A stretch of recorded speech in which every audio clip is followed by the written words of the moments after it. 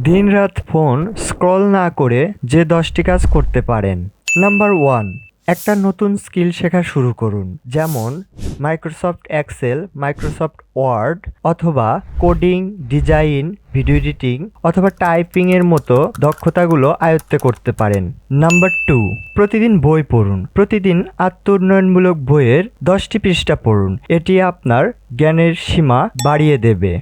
প্রথমত আপনি rich that পুর দ্যাট বইটি পড়ে দেখতে পারেন। নাম্বার 3, এক্সারসাইজ করুন বা হাঁটুন। প্রতিদিন এক্সারসাইজ করলে শরীর সুস্থ থাকে এবং কাজের প্রতি আগ্রহ বেড়ে যায়। তাই অযথা বসে না থেকে একটু হাঁটাহাঁটি বা হালকা এক্সারসাইজ করতে পারেন। নাম্বার 4, একটি নতুন ভাষা শেখার চেষ্টা করুন বা এমন কোনো অ্যাপ্লিকেশনে প্রতিদিন 30 মিনিট সময় ব্যয় করুন। এতে দেখা যাবে বছর শেষে একটি নতুন ভাষা আয়ত্ত করে ফেলেছেন। নাম্বার 5, নিজের লক্ষ্যগুলো খাতায় লিখে ফেলুন। নিজের পরিকল্পনাগুলো খাতায় লিখলে বাকি সবার চেয়ে আপনি অনেক এগিয়ে থাকবেন। এতে আপনার লক্ষ্য পূরণ হওয়ার সম্ভাবনা অনেক বেড়ে যায়। নাম্বার 6, দিনে অন্তত একটি নতুন ইংরেজি শব্দ শিখুন। এতে বছর শেষে আপনি 365টি নতুন শব্দ জানতে পারবেন।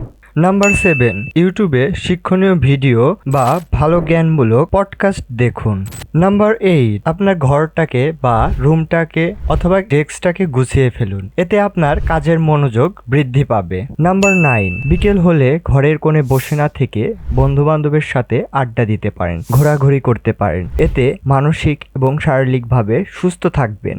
নাম্বার 10, প্রকৃতির মাঝে সময় কাটান। আপনার আশেপাশে যদি নদী থাকে তো নদীর পাড়ে হাঁটতে পারেন। এই প্রতিটা অপশনগুলোই আপনার অতিরিক্ত ফোনের আসক্তি থেকে মুক্তি দিতে পারে। আর হ্যাঁ, এগুলো আপনার সময়কে গিলে ফেলবে না এবং আরও আপনাকে প্রোডাক্টিভিটি বাড়িয়ে দেবে এবং আপনার লাইফটা সুন্দর করতেও সাহায্য করবে। তাই নিয়মগুলো অনুসরণ করতে পারেন।